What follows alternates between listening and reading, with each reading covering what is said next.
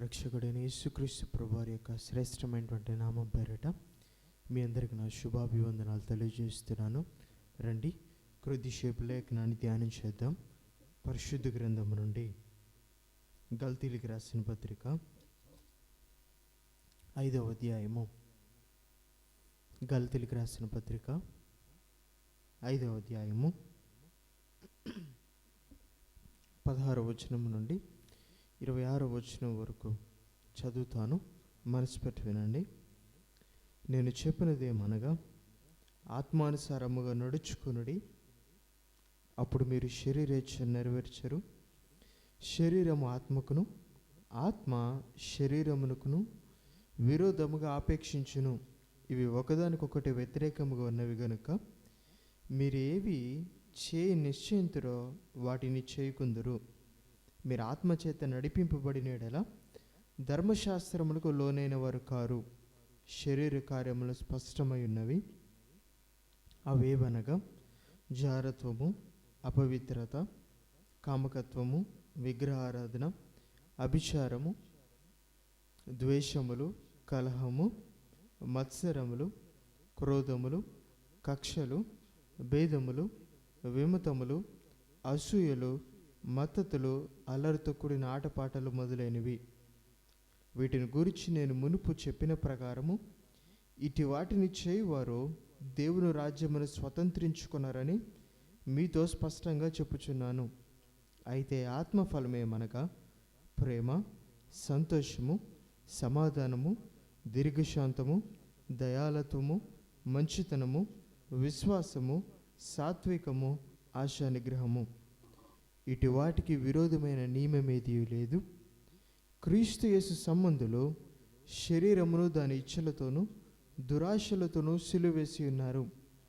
మనము ఆత్మను అనుసరించి జీవించేవారమైతిమా? ఆత్మను అనుసరించి క్రమముగా నడుచుకుందము. ఒకరినొకరు మీ వివాదమునకు రేపకయు, ఒకరి ఎందుకరు అసూయ పడకయు, వృధాగా అతిశయపడకయు ఉందము. తలలోంచి కండ్లు మూసుకున్నట్లయితే చిన్న ప్రార్థన చేసుకుందాం. పరిశుద్ధుర, ప్రేమ, నమ్మకమైనటువంటి మా ప్రియ పరలోకపు తండ్రి, మా పట్ల మీరు చూపుచున్నటువంటి మీ యొక్క అపారమైనటువంటి ప్రేమకు, కృపకు, వాత్సల్యానికి మేమెంతనూ రుణస్థులమై ఉన్నాం. మరొక మరి యొక్క రాత్రికాల సమయంలో మీ ప్రియులను మేమందరము ఏకముగా ఈ రీతిగా మీ పాదాల సమీపమునకు చేరి లేఖనాన్ని ధ్యానించుట కొరకు మమ్మల్ని మేము సిద్ధపరుచుకొని ఉండగా మాకు మీ కృపా సహాయము కావలసి ఉన్నది.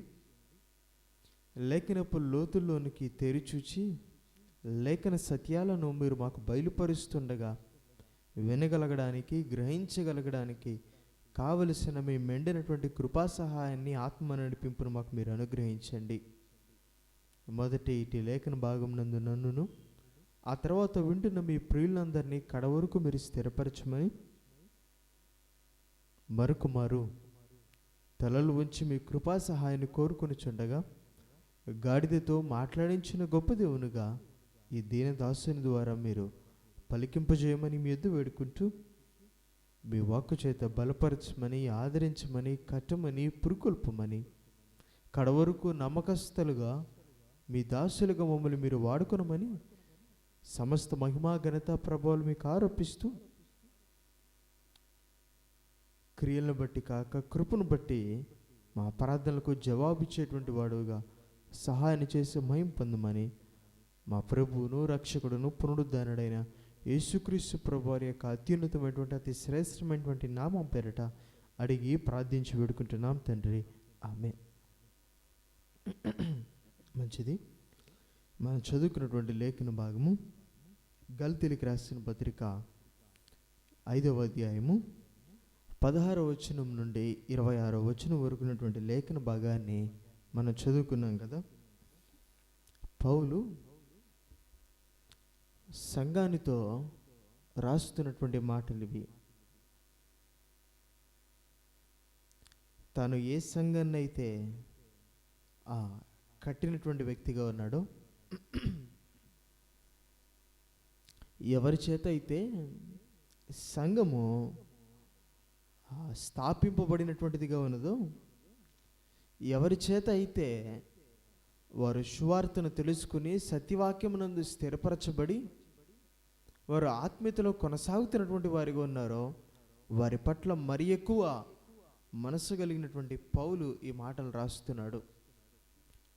అన్ని జనుల ఎదుగు మొదట సువార్తను తీసుకుని వెళ్ళిన వాడు పౌలు. ఇప్పుడు ఆయా ప్రాంతాల్లోనికి వెళ్ళి ఆయా ప్రాంతాల్లో సువార్తను ప్రకటించి ఆ సువార్త విషయమై శ్రమను అనుభవించిన వాడయ్యండి, కష్టాన్ని అనుభవించినటువంటి వాడిగా ఉండి, బాధను మరణకరమైనటువంటి పరిస్థితులు గుండా వెళ్ళినటువంటి వాడిగా ఉండి ఆ సంఘాన్ని తాను రక్షించినటువంటి వాడిగా ఉన్నాడు. ఆయా ప్రాంతాల్లో ఉన్నటువంటి విశ్వాసులను ప్రభు కొరకు తాను వెదికి రక్షించినటువంటి వాడిగా ఉన్నాడు. సువార్తను ప్రకటించాడు, అపోల్లో బాప్తిసాన్ని ఇచ్చాడు, బలపరుస్తూ ఉన్నాడు సంఘాన్ని పౌలు. ఆ క్రమంలో తాను మిషనరీ ప్రయాణం కొరకు మరి వేరొక ప్రాంతాల గుండా అతను ప్రయాణం చేస్తున్నప్పుడు ఈ సంఘాన్ని గురించినటువంటి ఆ స్థితి ఎలా ఉన్నదో తనకు తెలిసింది. ఇలా అనొచ్చేమో, గల్తీ సంఘాన్ని కన్నవాడు పౌలు. ఆ కన్న బిడ్డల పట్ల తల్లిదండ్రులకు ఎటువంటి మనసు అనేటువంటిది ఉంటుందో, విశ్వాసుల పట్ల సేవకుడు అటువంటి మనస్సు కలిగి ఉంటాడు అనుటలో ఎటువంటి సందేహం లేదు.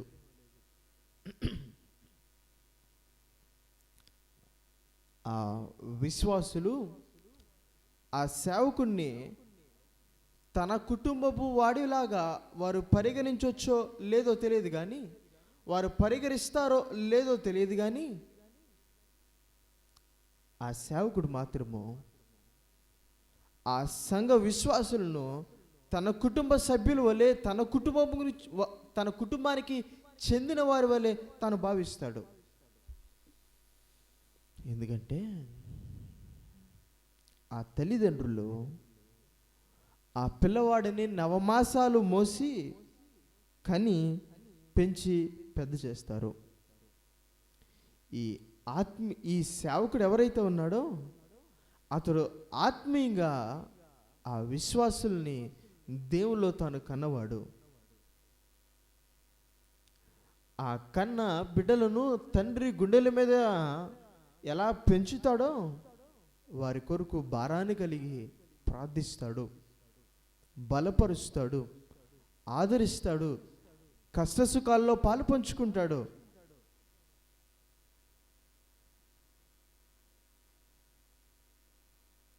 లేఖనంలో అంటాడు, మీకు ఉపదేశకులు అనేకులను తండ్రులు లేరయ్యా.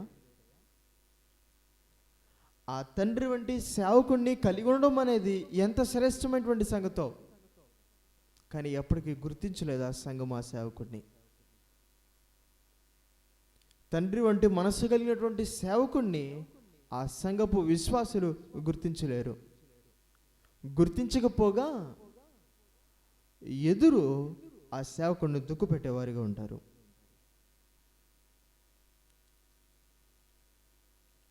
ప్రకటన గ్రంథంలో అంటాడు, తండ్రి తాను ప్రేమించేటువంటి కుమారుని గద్దించి శిక్షించును గనుక నువ్వు ఆసక్తి కలిగి మారుమనసు పొందు. నేను ఇలా అంటాను, ఏనాడైనా ఆ విశ్వాసులు సేవకుల్లో తండ్రి వంటి మనస్సును గుర్తించగలరంటావు? ఆ సేవకుడి యొక్క గద్దింపు వెనుక తండ్రి వంటి మనస్సును గుర్తించిందంటావు ఆ సంఘము?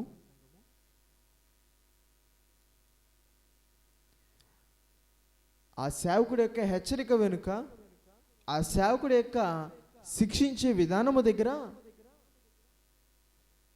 ఆ సేవకుడికి ఉండిన తండ్రి వంటి మనస్సును గుర్తించిందంటావా సంఘము? ఆ తండ్రి వంటి మనస్సును గుర్తించకపోగా విశ్వాసులు చేసేటువంటి పని ఏంటో తెలుసా? ఎదురు సేవకుడిని దుక్కు పెడతారు. ఇప్పుడు ఇలా అంటాను, తండ్రి వంటి మనస్సు కలిగి ఉన్నాడు సంఘాని పట్ల పౌలు. ఆ మనస్సు కలిగిన వాడు గనుకనే ఇప్పుడు వారు త్రోవ తప్పిపోతుంటే, వారు వైదొలిగిపోతుంటే, ఆత్మానుసారంగా తమ పరుగును ఆరంభించిన వారు శరీరానుసారులుగా అయిపోతుంటే తాళలేకపోయాడు. నువ్వు కన్న బిడ్డలు త్రోవ తప్పిపోతుంటే, వారు లోకానుసారులు అయిపోతుంటే, వారు తెలియక తమ జీవితంలో నష్టాన్ని కొని తెచ్చుకున్నటువంటి వారిగా ఉంటే, ఒక తల్లిదండ్రులుగా నువ్వు ఎలా ఉంటావో నాకైతే తెలియదు.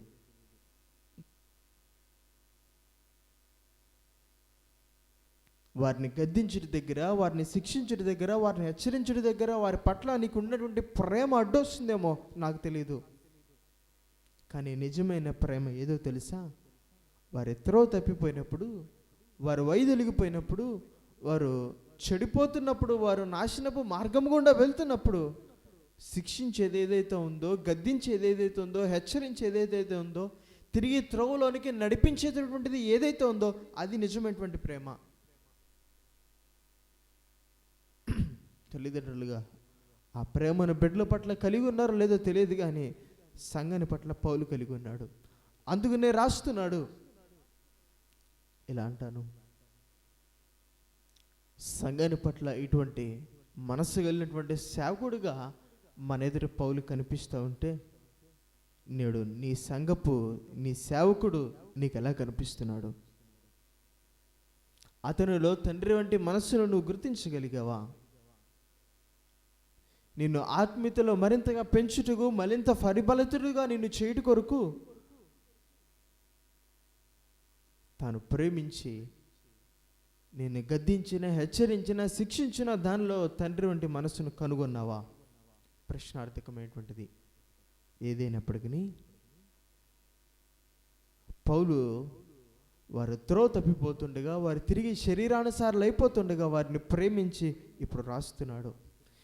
ఏ పౌలు అయితే వారిని మెచ్చుకుంటున్నాడో వాడి ఆత్మీయతను బట్టి, మీరు ఆత్మానుసారంగా ఆరంభించారు, మీరు మాదిరిగా ఉన్నారు,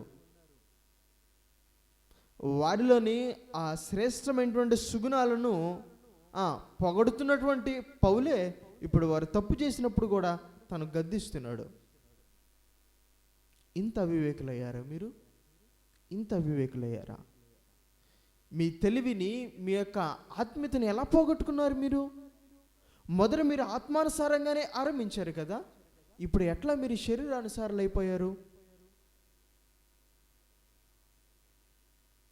ఇప్పుడు మరలా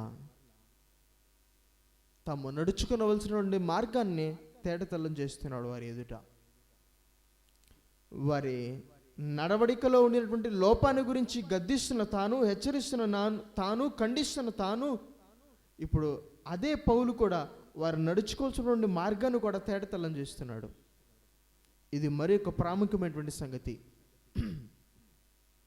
సేవకుడిలోనే కానీ, తల్లిదండ్రుల్లోనే కానీ, ఆ పెద్దలలో కానీ ఉండవలసినటువంటి లక్షణాలు ఇవి కదా.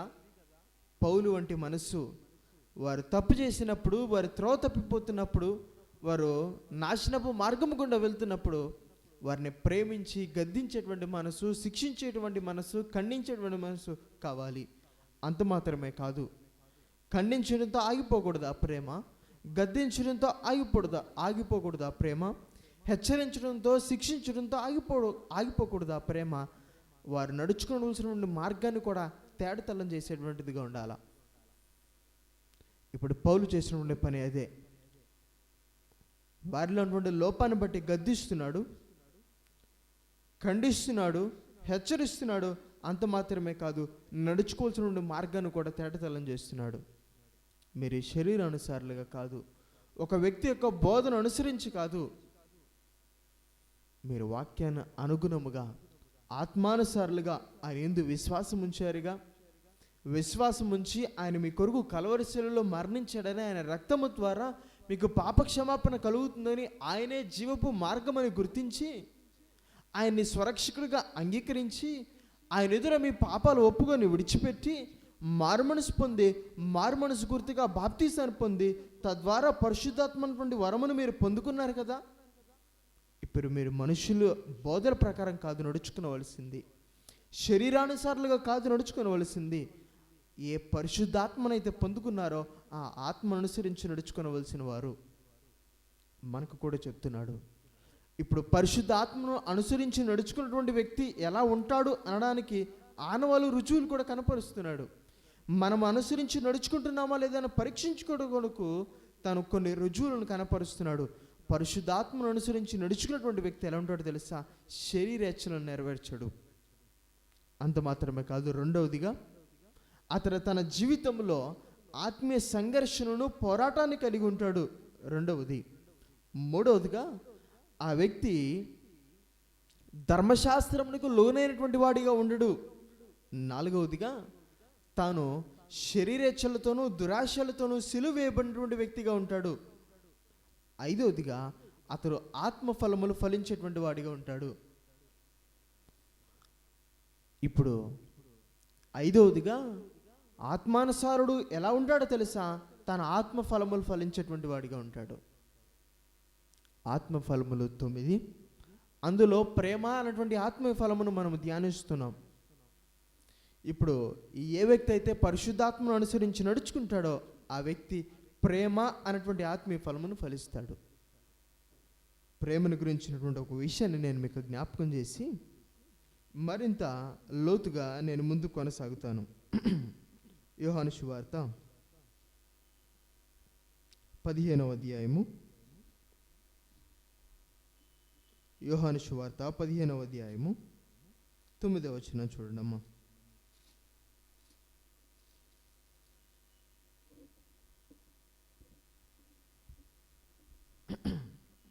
తండ్రి నన్ను ఎలాగ ప్రేమించును, నేనును మిమ్మును అలాగే ప్రేమించి తిని నా ప్రేమ యందు నిలిచిండుడి అంటున్నాడు ప్రభువారు. తండ్రి నన్ను ఎలాగైతే ప్రేమించాడో నేను కూడా మిమ్మల్ని అలాగే ప్రేమిస్తున్నాను. మీరు కూడా ఎదుటి వారిని ప్రేమించి ఆ ప్రేమ యందు నిలిచి ఉండండి. ఇప్పుడు ఈ దైవిక ప్రేమ ఏదైతే ఉందో ఆ ప్రేమలో పాలుభాగస్సులుగా ఉండాలి అనంటే, ఆ ప్రేమ యందు నిలిచి ఉండేటువంటి వారిగా ఉండాలి అనంటే, ఏ దైవిక ప్రేమను తండ్రి మన పట్ల కనపరుస్తున్నాడో ఆ ప్రేమను ఎదురువాని పట్ల కనపరచాలా అంటాడు లేఖనములు. మీరందరూ ఎదురువాన్ని ప్రేమించుటందు విస్తరించండి. తెస్సలోనిక సంఘాన్ని గురించి రాస్తూ సంఘం ఎలా ఉందో తెలుసా? ఎదురువాన్ని ప్రేమించేటువంటి దానిలో అది విస్తరించుచున్నటువంటిదిగా ఉన్నది. ఆ వ్యక్తి, ఆ క్రైస్తవుడు దేనిలో తాను ఎదుగుతున్నటువంటి వాడిగా ఉండాలి తెలుసా? దేనిలో తాను విస్తరించుచున్నటువంటి వాడిగా ఉండాలి తెలుసా? ప్రేమలో ఉంటాడంటావా? ఆ విశ్వాసి ఏ విషయమునందును తాను ఉండినటువంటి స్థితిని బట్టి తాను సంతృప్తి చెందరు ఆత్మీయతలో తప్ప. తన సమాజంలో ఒక స్థానాన్ని కలిగి ఉన్నాడా, దానితో తృప్తి చెందరు. ఇంకా ఉన్నతమైనటువంటి స్థానానికి వెళ్ళాలనుకుంటాడు. ఒక ఉద్యోగాన్ని చేస్తున్నాడా, మరింత ఉన్నతమైనటువంటి స్థానానికి. ఇంత మటుకు చదువుకున్నాడా, మరింతగా చదువుకొనడానికి. సమాజంలో ఇంతటి పేరు ప్రఖ్యాతలు సంపాదించాడా, ఇంకా మరి ఎక్కువ స్థానంలోనికి, మరి ఎక్కువ గొప్ప స్థితిలోనికి వెళ్ళాలా. తానుండిన ఆ స్థితిని బట్టి, స్థానాన్ని బట్టి ఎప్పటికీ తృప్తి చెందడు. కానీ దేని దగ్గర తృప్తి చెందుతాడో? తన దగ్గర ఉన్నటువంటి స్థానాన్ని బట్టి, ఆత్మీయత దగ్గర, విశ్వాసము దగ్గర. ఈ ఆత్మీయతలో తాను ఏ స్థితిలో ఉన్నాడో ఆ స్థితిని బట్టి సంతృప్తి చెందుతాడు, అక్కడ తాగిపోతాడు. ఇప్పుడు దేని దగ్గర విస్తరించాలని చెప్తున్నాడు తెలుసా? ప్రేమించుడి దగ్గర. ప్రేమించుడి దగ్గర అంతకంతకు మనము ఫలభరితులు కావాలని కోరుకుంటున్నాడు ఆయన. ప్రేమించేటువంటి విషయంలో అంతకంతకు విస్తరించాలని కోరుకుంటున్నాడు ఆయన. మనం ఇప్పుడు ఆ దైవిక ప్రేమ యందు నిలిచి ఉండవలసిన వారము. ఇలా అంటాను, ఈ రాత్రి వాక్యాన్ని వింటున్నటువంటి మనము ఏ ప్రేమతో అయితే తండ్రి ప్రభువారిని ప్రేమించారో, ఇప్పుడు ఆ ప్రేమతో ప్రభువారు మనల్ని ప్రేమిస్తూ ఉండగా ఆ ప్రేమ యందు మనం నిలిచి ఉన్నామా ప్రశ్న. ప్రేమ లేనివాడు ఆయనని ఎరగనటువంటి వాడే. ఇప్పుడు ఆయనను ప్రేమించి ఆయన ప్రేమ యందు నిలిచి ఉన్నామా? ఆయన ఎరిగినటువంటి వారిగా ఉన్నామా?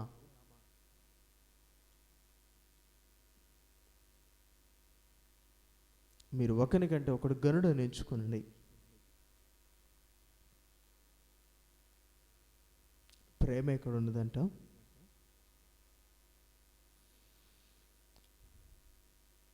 అందుకని ఒక మాట నేను మీకు చూపిస్తాను. ఎంతగా మనము ప్రేమించుటలో విస్తరించాలి అని అంటున్నాడంటే, మత్తయి సువార్త 5వ అధ్యాయము 44వ వచనము. మత్తయి సువార్త 5వ అధ్యాయము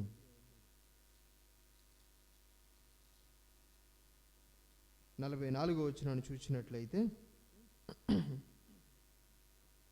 నేను మీతో చెప్పున్నది ఏమనగా, మీరు పరలోకమందున మీ తండ్రికి కుమారులై ఉండినట్లు మీ శత్రువులను ప్రేమించుడి, మిమ్మల్ని హింసించు వారి కొరకు ప్రార్థన చేయండి. అక్కడ అంటున్నాడు, నేను ఎలాగైతే తండ్రి నన్ను ఎలాగైతే ప్రేమించాడో ఆ ప్రేమతో నేను మిమ్మల్ని ప్రేమిస్తుండగా ఆ ప్రేమేందో మీరు నిలిచిండినట్లు ఎదురువారిని మీరు ప్రేమించండి. ఇప్పుడు ఆ ప్రేమేందు ఎలా నిలిచుంటామో తెలుసా? ఎలా ఆ పరలోకపు తండ్రికి కుమారులు ఏంటామో తెలుసా? శత్రువులు సైతము ప్రేమించేంతగా మనము విస్తరించినాడు.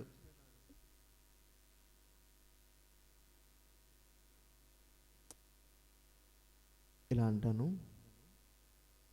ఆ శతాధిపతిని చూసి ప్రభువారు ఇలా అన్నారు, ఇంతటి విశ్వాసాన్ని నేను ఇశ్రాయేల్లో కూడా చూడలేదు. అంతటి విశ్వాసాన్ని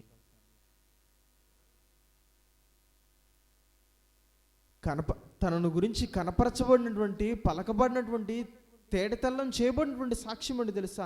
తను విశ్వాసం కలిగిన వాడు. ఇశ్రాయేల్ అందరిలో ఆ రోమీడైనటువంటి శతాధిపతి విశ్వాసాన్ని కలిగిన వాడు.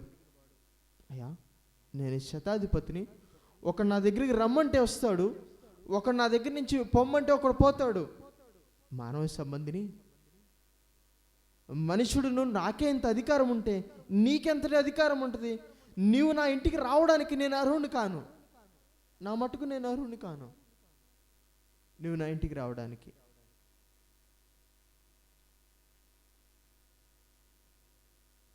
నువ్వు నా ఇంటికి రావక్కర్లేదు, కానీ మాట మాత్రం సెలవు ఇవ్వు చాలు, నా దాసుడు స్వస్థపరచబడతాడు. అతనిలో ఉండినటువంటి ఆ ఉన్నతమైనటువంటి విశ్వాసాన్ని గురించి సాక్ష్యాన్ని ఇచ్చాడు ఆయన. ఇంతటి విశ్వాసాన్ని నేను ఇశ్రాయేల్లో కూడా చూడలేదు. నేను ఇలా అంటాను, అతని విశ్వాసాన్ని గురించి ప్రభు సాక్ష్యాన్ని ఇస్తే అతని ప్రేమను గురించి మనుషులు సాక్ష్యాన్ని ఇస్తున్నారు. చూద్దాం రండి, లూకా సువార్త 7వ అధ్యాయము. లూకా సువార్త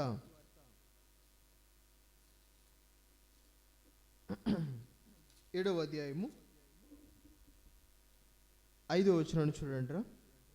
అతడు మన జనులను ప్రేమించి మనకు సమాజ మందిరము తానే కట్టించినని ఆయనతో చెప్పి మిక్కిలి బతిమాలుకొనిరి. ఇప్పుడు అక్కడ ఉండినటువంటి యూదులు ఎవరైతే ఉన్నారో వారు శతాధిపతిని గురించి ఇస్తున్నటువంటి సాక్ష్యం ఏంటో తెలుసా? అతడు ప్రేమ కలిగిన వాడు. అతడు మనలను ప్రేమించి మన కొరకు ఒక సమాజ మందిరాన్ని కట్టించాడు.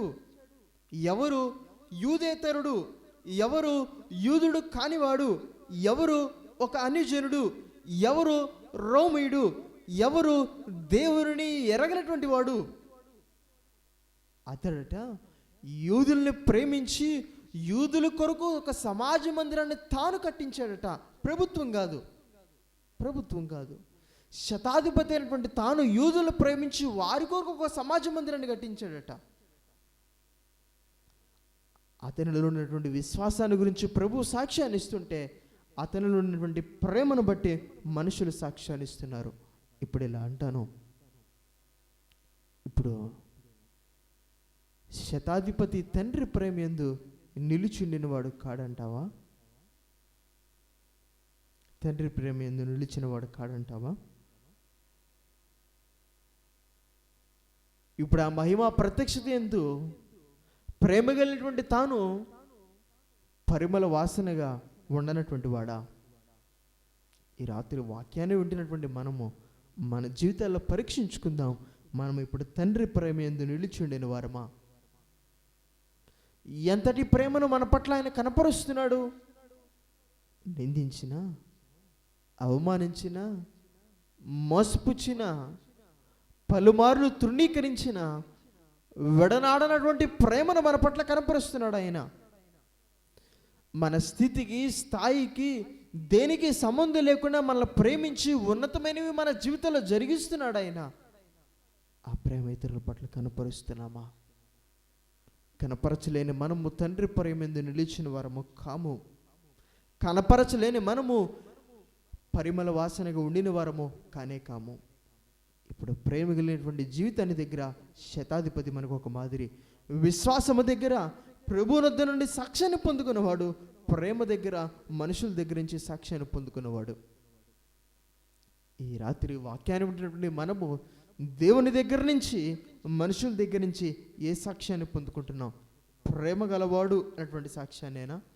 ఆ క్రైస్తవుడు ప్రేమ గలవాడు అనేటటువంటి సాక్ష్యాన్నేనా? ప్రశ్నార్థకమైనటువంటిది. ఏదైనప్పటికీ ఏ ప్రేమ అనేటువంటి ఆత్మీయ ఫలమును ఫలించాలి అని మనం ధ్యానం చేస్తున్నామంటే, కొరింథీయులకు రాసిన మొదటి పత్రిక 13వ అధ్యాయము, కొరింథీయులకు రాసిన మొదటి పత్రిక 13వ అధ్యాయము 4వ వచనం నుండి మనం చూసినట్లయితే, ప్రేమ దీర్ఘకాలము సహించును, దయ చూపించును, ప్రేమ మత్సరపడదు, ప్రేమ డంబముగా ప్రవర్తింపదు, అది ఉప్పొంగదు, అమర్యాదగా నడవదు. 5వ వచనంలో కొంత మటుకు ధ్యానం చేసాం. ఏ ప్రేమ అనేటువంటి ఆత్మీయ ఫలమును మనం ఫలించాలో, దీర్ఘకాలము సహించేటువంటి ప్రేమను, దయ చూపించేటువంటి ప్రేమను, మత్సరపడనటువంటి ప్రేమను, డంబముగా ప్రవర్తింపనటువంటి ప్రేమను, ఉప్పొంగినటువంటి ప్రేమను, అంత మాత్రమే కాదు కానీ అమర్యాదగా నడవనటువంటి ప్రేమను మనం కలిగి ఉండాలట. ఇప్పుడు మన యొక్క ప్రేమ అనేటువంటి ఆత్మీయ ఫలము ఎలా ఉండాలి అని అంటున్నాడంటే, అది అమర్యాదగా నడవనటువంటిది. అమర్యాదగా నడవడం అంటే దురుసుగా ప్రవర్తించడం, కఠినంగా వ్యవహరించడం, ఇతరుల్ని తక్కువగా చేయడం, బాధ పెట్టే విధముగా ఉండడం, ఇది అమర్యాదగా నడవడం కాదంటారా? దురుసైనటువంటి ప్రవర్తన, కఠినంగా వ్యవహరించడం, ఇతరులను తక్కువగా చేయడము, బాధ పెట్టేలాగా ఉండడం, ఇవి అమర్యాదగా నడవడం కాదంటావా? నీవు ప్రేమ కలిగిన వాడివే. ప్రేమిస్తున్నటువంటి నీవు నీ భర్త పట్ల, నీ భార్య పట్ల, నీ తల్లిదండ్రుల పట్ల, నీ బిడ్డల పట్ల, నీ కుటుంబం పట్ల, నీ సంఘము పట్ల, నీ సమాజము పట్ల ప్రేమను కనపరుస్తున్నవాడవే. అయితే అమర్యాదగా నడుచుకుంటున్నావేమో, కఠినముగా ఉంటున్నావేమో, దురుసుగా ఉంటున్నావేమో, బాధ పెట్టేలాగా తక్కువగా చేసేటువంటి వాడిగా ఉంటున్నావేమో.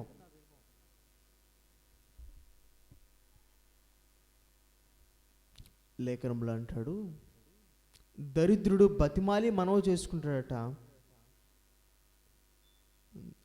ధనవంతుడట దురుసుగా ప్రత్యుత్తరం ఇస్తాడట. ఏమీ లేని తాను ఆ బేదువాడు, దరిద్రుడు ఎలా మాట్లాడతారో తెలుసా? అతడు బతిమాలేటువంటి వ్యక్తిగా ఉంటాడట, కానీ ధనవంతుడు దురుసుగా ప్రవర్తిస్తాడట. ఇప్పుడు మనలో అమర్యాద నడవడికకు, కఠినంగా వ్యవహరించేటువంటి తత్వానికి, దురుసైనటువంటి తనానికి, బాధ పెట్టేటువంటి తత్వానికి కారణం ఏంటి తెలుసా? గర్వము. అది భర్త పట్ల కావచ్చు, భార్య పట్ల కావచ్చు, బిడ్డల పట్ల కావచ్చు, తల్లిదండ్రుల పట్ల కావచ్చు, ఎదురువారి పట్ల కావచ్చు. ఈ అమర్యాదకు, దురుసుతనానికి, కఠినత్వానికి, బాధ పెట్టేటువంటి తత్వానికి, తక్కువగా చేసేటువంటి తనానికి కారణం ఏంటి తెలుసా? నీలో ఉండినటువంటి గర్వం. ఆ ధనవంతుడు తను కలిగినటువంటి స్థాయిని బట్టి, స్థితిని బట్టి, ధనాన్ని బట్టి, ఐశ్వర్యాన్ని బట్టి తను గర్విస్తాడు. అందుకనే తను అమర్యాదగా ఉంటాడు, దురుసుగా ఉంటాడు, ఇతరులను తక్కువ చేస్తాడు, బాధ పెట్టేటువంటి వాడిగా ఉంటాడు, కఠినంగా వ్యవహరిస్తాడు. ఇప్పుడు ప్రభువు మనల్ని ప్రేమించి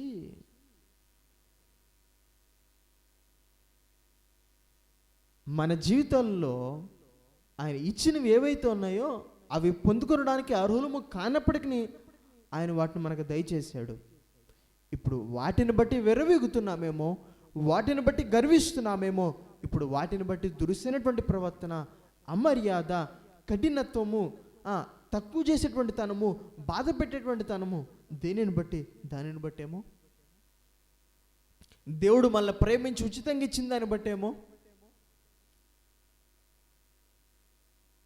అన్నీ ఉండినా ఏమీ లేనటువంటి దీనత్వాన్ని కలిగి ఉండవలసినటువంటి మనమే ఇటువంటి వారిగా ఉంటున్నామే. వెనదిరిగి అన్నీ ఉన్న మనము తగ్గించుకోవాలి అని చెప్పుడు దగ్గర వెనదిరిగి చూసుకున్నాడు, అన్నీ కలిగి ఉన్నాము, అవి మనం సంపాదించుకున్నవా? ఇవి నేను కష్టపడి సంపాదించుకున్నాను, కష్టపడి స్థాయికి వెళ్ళాను, కష్టపడి స్థితికి వచ్చాను, కష్టపడి నేను ఇలా ఉన్నాను అనడానికి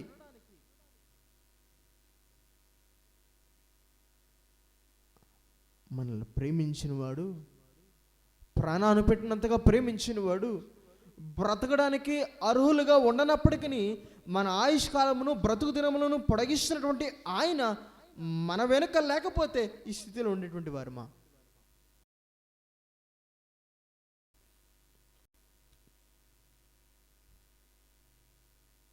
దావీదు వంశావళి నుంచి వచ్చిన ఆయన, యెషై మొద్దు నుంచి చిగురించినటువంటి ఆయన, ఆ దావీదే అంటాడు, ఆ వంశావళికి కారకుడు అయినటువంటి ఆ దావీదు అంటాడు, అయ్యా ఇంతగా హెచ్చింపబడ్డానికి నేను నా కుటుంబం ఏ పాటిది? వారి వంశావళి నుంచి వచ్చాడు ఆయన. వారికంటే గనులుమా? వారు తమ స్థితి ఏంటో, తమ స్థానం ఏంటో, తమ బ్రతుకులు ఎటువంటివో వారు గుర్తించారు. పెంట కుప్పల మీద చచ్చిన కుక్కతో సమానమైనవి మా జీవితాలు. వారు గుర్తించారు, మనం గుర్తించలేకపోతున్నాం. ఇప్పుడు ఆ గుర్తించకుండా గర్విస్తూ ఇప్పుడు ఎలా నడుచుకుంటున్నామో తెలుసా? అమర్యాదగా, దురుసుగా, బాధ పెట్టేలాగా, కఠినంగా. ఇప్పుడు మన మాట, మన ప్రవర్తన, మన నడవడిక ఎలా ఉందంటావు? అది భర్త పట్ల కావచ్చు, భార్య పట్ల కావచ్చు, బిడ్డల పట్ల కావచ్చు, తల్లిదండ్రుల పట్ల కావచ్చు, ఎదురువారి పట్ల కావచ్చు, అది ఎలా ఉంది? దురుసైనదిగా, కఠినంగా, బాధ పెట్టేలాగా, తక్కువ చేసేలాగా. హెచ్చించిన తత్వం కాదంటావా కారణం? గర్వము కాదంటావా కారణం?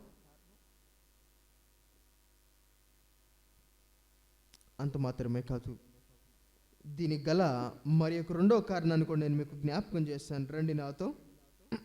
రోమిలికి రాసిన పత్రిక, రోమిలికి రాసిన పత్రిక 13వ అధ్యాయము 13వ వచనాన్ని చూసినట్లయితే, అల్లరితో కూడిన ఆటపాటలైనను, మత్తతైనను లేకయు, కామ విలాసములనైనను, పోకిరి చేష్టలనైనను లేకయు, కలహమునైనను మత్సరమునైనను లేకయు, పగటి యందు నడుచుకున్నట్లు మర్యాదగా నడుచుకుందాము. ఏది లేక మర్యాదగా నడుచుకోవాలంటున్నాడంటే కలహమైనను మత్సరమైనను. ఇప్పుడు మనలో అమర్యాదకు, మనలో దురుసైనటువంటి తనానికి, కఠినత్వానికి, తక్కువ చేయడానికి, బాధ పెట్టేటువంటి తత్వానికి కారణము మొదటి గర్వం అయితే, రెండోది ఏంటి తెలుసా? కలహము, మత్సరము. ఇప్పుడు ఆ ఎదురు వ్యక్తి అంటే మనకు ద్వేషం ఉంది అని అంటే, అతనితో వైరము అనేటువంటిది ఉంటే, అతనితో తగాదా అనేటువంటిది ఉంటే, ఇప్పుడు ఎలా నడుచుకుంటాం? దురుసుగా కాదా? బాధ పెట్టేలాగా కాదా? కఠినంగా కాదా? అమర్యాదగా కాదా? అందుకని అంటున్నాడు, మీరు కలహమునైనను మత్సరమైనను లేకయు పగటి యందు వారి వలె మీరు మర్యాదగా నడుచుకునండి. ఎప్పుడైతే ఈ కలహాన్ని, భేదాన్ని మనం విడిచిపెట్టగలుగుతామో అప్పుడు మాత్రమే మర్యాదగా ఉండగలుగుతాం. ఎదురువారు ఒక మాట అంటేనే, కొంచెం విసుగును పుట్టిస్తేనే, కొంచెం బాధ పెడితేనే, కొంచెం కఠినంగా వ్యవహరిస్తేనే, కొంచెం అపకారాన్ని తలపెడితేనే, కొంచెము అవమానిస్తేనే దాన్ని మర్చిపోలేము. అంతరంగంలో పెట్టుకుంటాము. తగు సమయం కొరకు వేచి చూస్తాం కదా.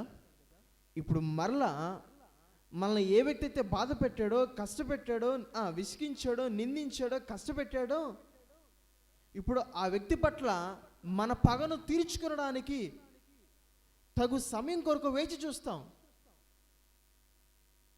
అది అన్నాడు ఆయన. యోహాను రాసిన మొదటి పత్రికలో ఆయన గురించి రాస్తూ అన్నాడు, ఆయన నమ్మదగినవాడు, నీతిమంతుడు.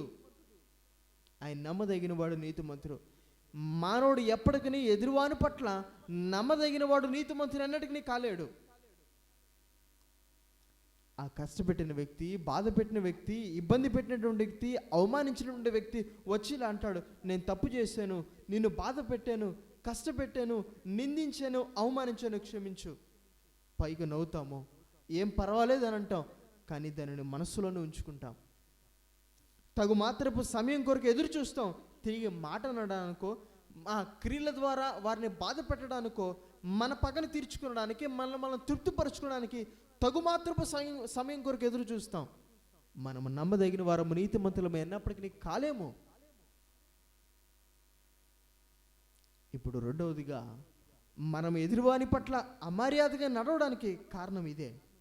ఎదురువాని పట్ల దురుసుగా ప్రవర్తించడానికి, కష్టపెట్టడానికి, బాధ పెట్టడానికి, తక్కువ చేయడానికి కారణం ఇదే. వారితో మనకు ఉండినటువంటి భేదము, కలహము, క్షమించలేకపోవడం. అయ్యా, ఎన్ని మార్లు నేను నా సహోదరుని క్షమించాలా? 7 మార్లు మట్టుగా, 70 మార్లు మట్టుగా? పేతురుతో అన్నాడు ఆయన, 70 ఏళ్ల మార్లు మట్టుకు. జీవితకాలం అంతా క్షమించలేని నీవు అతడు చేసినటువంటి అపకారాన్ని మర్చిపోయినటువంటి నీవు కలహముతో, భేదముతో, మత్సరముతో అమర్యాదగా నడుస్తావు. ఇప్పుడు మన ప్రేమలో వీటికి స్థానం ఉన్నదేమో. పేరుకైతే ప్రేమిస్తున్నాము, పేరుకైతే ప్రేమను కనపరుస్తున్నామని చెప్పుకుంటున్నాము, పేరుకు క్రైస్తవులు కొంటున్నాం. కానీ ఈ ప్రేమ దైవిక ప్రేమేనా? ఈ ప్రేమ దైవిక ప్రేమ అయితే దానిలో అమర్యాదగా నడిచినటువంటి తత్వం ఉండదు. ఇప్పుడు నేను అంటాను, నీ భర్త పట్ల, నీ భార్య పట్ల, నీ బిడ్డల పట్ల, నీ తల్లిదండ్రుల పట్ల, నీ సేవకుడి పట్ల, నీ విశ్వాస పట్ల, సమాజంలో ఇరుగు పొరుగు వారి పట్ల నువ్వు అమర్యాదగా నడుచుకుంటున్నావేమో, దురుసుగా ప్రవర్తిస్తున్నావేమో, తక్కువ చేస్తున్నావేమో, బాధ పెడుతున్నావేమో, కఠినంగా వ్యవహరిస్తున్నావేమో పరీక్షించుకో. అది మాట కావచ్చు, నడవడిక కావచ్చు, ప్రవర్తన విధానం కావచ్చు, అవి ఇలాగున్నాయేమో. ఈ రాత్రి పరీక్షించుకుందామా? నా యేసైతే అలా లేడు. తండ్రితో సమానముగా ఉండేటువంటి స్థానము కలిగినటువంటి ఆయన, మహాగణుడైనటువంటి ఆయన, మహోన్నతుడైనటువంటి ఆయన, సర్వాధికారైనటువంటి ఆయన, సర్వశక్తిమంతుడైనటువంటి ఆయన, సర్వోన్నతుడైనటువంటి ఆయన, సర్వలోక నాథుడైనటువంటి ఆయన మనల్ని ప్రేమించి అన్నాడు, నేను సాత్వికుడును, దీన మనసు గలవాడును. మీ కాడి ఎత్తుకుని నా యుద్ధం మీరు నేర్చుకోనండి. నేను సాత్వికుడును, దీన మనసు గలవాడను. మనల్ని ప్రేమించి తగ్గించుకున్నాడు ఆయన, గర్వించి తక్కువ చేయలా. అంత మాత్రమే కాదు, ఆయన ఎలా ఉన్నాడో తెలుసా? బాధ పెట్టినప్పటికీ మనల్ని క్షమించాడు. ఆయన్ని అవమానించిన, నిందించిన, చెడమాటలల్లా పలికిన, కష్టపెట్టిన, బాధ పెట్టిన, ఘోరమైనటువంటి సిలువ మరణానికి అప్పగించిన అన్నాడు, తండ్రి వీరేమి చేయించున్నారు, వీరెగరు కనుక వీరిని క్షమించండి అన్నాడు. నేను మిమ్మల్ని స్నేహితులని పిలుస్తున్నాను. ఆయనలో అమర్యాదకు తావులేదే, ఆయన ప్రేమలో అమర్యాదకు తావులేదే, ఆయన ప్రేమలో దురుసైనటువంటి తనానికి, కఠినత్వానికి, తక్కువ చేయడానికి, బాధ పెట్టడానికి స్థానం లేనే లేవే. ఈ రాత్రి క్రైస్తవులుగా ఆయన ప్రేమ ఎందు నిలిచి ఉండవలసినటువంటి మనము, క్రైస్తవులుగా చెప్పుకుంటున్నటువంటి మనము అమర్యాదగా నడుచుకున్నటువంటి తనం ఉందేమో. కారణం రెండే, ఒకటి గర్వము, రెండవది ఇతరులు క్షమించలేకపోవడం. ఈ రాత్రి పరీక్షించుకుందాం, మన జీవితాల్లో అమర్యాదగా నడుచుకుంటున్నామా? దురుసైనటువంటి తనాన్ని, కఠినత్వాన్ని కలిగి ఉంటున్నామా? బాధ పెట్టేటువంటి వారిగా ఉంటున్నామా? తక్కువగా చేసేటువంటి వారిగా ఉంటున్నామా? ఇలా ఉండి నువ్వు ప్రేమ కలిగిన వాడువు కావు. ఒకవేళ ప్రేమిస్తున్నాను చెప్పుకుంటున్నాను, నీ భార్యనో, భర్తనో, తల్లిదండ్రులను, బిడ్డలను, కుటుంబాన్నో, ఎదురు వ్యక్తినో, ఆ ప్రేమ దైవిక ప్రేమ కానే కాదు. ఎందుకంటే దైవిక ప్రేమలో అమర్యాదగా నడుచుకునేటువంటి తనం ఉండదు. తలలోంచి కళ్ళు మూసుకున్నట్లయితే ప్రార్థన చేద్దాం. పరిశుద్ధుడా, ప్రేమ నమ్మకమైనటువంటి మా ప్రియ పరలోకపు తండ్రి, మరొక మీ మాటలను మీ ప్రియులకు బోధించడానికి దీనుడైనటువంటి నాకు మీరు కృప చూపించారు. అందును బట్టి మిమ్మల్ని స్తుతిస్తూ, ఒకవేళ మానవ ఉద్రేకముతోనూ నా పరిధికి మించి నేను మాట్లాడినటువంటి వాడికి ఉన్నానేమో, క్షమించండి. మేలైనవి మీ చిత్తమైనటువంటి మాటలు మాత్రమే మీ ప్రియుల యొక్క అంతరంగాల్లో మీరు నాటింపజేసి, మీరు అక్కడ పర్యాంతం వరకు మొదటి దినదాసును, తర్వాత విన్న మీ ప్రియులందరినీ మీరు స్థిరపరచి వాడుకొనమని, ప్రేమ అనేటువంటి ఆత్మీయ ఫలమును ఫలించవలసిన మేము ఎటువంటి ప్రేమను మేము కలిగి ఉండవలసిన వారమో, అమర్యాదగా నడవనటువంటి ప్రేమ అని, అమర్యాదగా నడుచుకున్నటువంటి ప్రేమను కలిగి ఉండడానికి కారణము గర్వము, క్షమించలేకపోవడం అని, మీరు మా పట్ల కనపరచినటువంటి ప్రేమలో అమర్యాదకు తావు లేనిదిగా ఎలా ఉన్నదో మీరు మాతో మాట్లాడి ఉండగా, వెనదిరిగి మా జీవితాల్లో చూసుకుని నాడు ఈ స్థితి దగ్గర పడిపోయినటువంటి వారిగా ఉన్నాము, వైదొలిగిపోయినటువంటి వారిగా ఉన్నాము, త్రోవ తప్పిపోయినటువంటి వారిగా ఉన్నాం. అనేక మార్లు ప్రేమ కలిగి ఉన్నామని చెప్పుకుంటూ క్రైస్తవులుగా లోకంలో చలామణి అవుతూ మీ ప్రేమలో అమర్యాదకు తావు లేకుండా ఉండగా, కానీ ఆ అమర్యాదతో కూడినటువంటి ప్రేమతో దురుసుగా, బాధ పెట్టేటువంటిదిగా, కష్టపెట్టేటువంటిదిగా, అవమానించేటువంటిదిగా, తక్కువ చేసేటువంటిదిగా, బాధ పెట్టేటువంటిదిగా ఈ ప్రేమను కలిగి ఉంటూ, మేము ప్రేమ కలిగిన వారము, మేము క్రైస్తవులం అనేటువంటి భ్రమలో కొనసాగుతున్న మా దీన స్థితిని క్షమించండి. ఈ రాత్రి తిరిగి మా జీవితాలను మీ కృపాహస్తాలకు అప్పజెప్పుకొనుచున్నాము. నా కుమారుడా, క్రీస్తు యేసు కృపచేత బలవంతుడు కమ్మన్నటువంటి మాటను బట్టి మీ కృపచేత బలపరిచి, తిరిగి అమర్యాదగా, దురుసుగా, బాధ పెట్టేటువంటిదిగా, కఠినంగా వ్యవహరించేటువంటిదిగా, దుఃఖపెట్టేటువంటిదిగా, ఈ రీతిగా లేనటువంటి ప్రేమను, దైవిక ప్రేమను, మీరు మా పట్ల కనపరచినటువంటి ప్రేమను మేము ఇతరుల పట్ల కనపరచగలగడానికి దీనిలోమైన మాకు మెండినటువంటి కృపా సహాయాన్ని దయచేయమని, తప్పిపోయినా వైదొలిగిపోయినా మా జీవితాన్ని ఈ రాత్రి మీ పాదాల దగ్గర మేము ఒప్పుకొని విడిచిపెడుతుండగా క్షమించి నమ్మకస్తులు కొనసాగలగడానికి మాకు మీరు సహాయాన్ని దయచేయమని, ఒక నూతన తీర్మానముతో ఈ రాత్రి మేము కొనసాగుతుండగా తిరిగి మరి ఎన్నడూ ఈ స్థితి దగ్గర మేము పడిపోయిన వారిగా, ఓడిపోయిన వారిగా, మేము మీ ఎదురు అసమర్థులుగా నిలవకున్నట్లు మేము జాగ్రత్తగా కొనసాగలడానికి మాకు మీరు సహాయాన్ని దయచేయమని, సమస్త మహిమా ఘనత ప్రభావాలు మీకు ఆరోపిస్తూ, మీ చిత్తమైతే మీరు ఆకడ ఆలస్యమైతే మరి ఒక పర్యాయం ఇదే రీతిగా మీ ప్రియులందరితో కలిసి బోధి ఎందును, రొట్టె విరిచినందును, సహవాసనమునందును, ప్రార్థనందును ఎడతగిన వారికి ఉండగలడానికి నాకు మీరు సహాయాన్ని దయచేయమని, సమస్త మహిమా ఘనత ప్రభావాలు మీకు ఆరోపిస్తూ నజరుడు యేసు నామములో అడిగి స్తుతించి ప్రార్థించి వేడుకుంటున్నాను తండ్రి. ఆమేన్.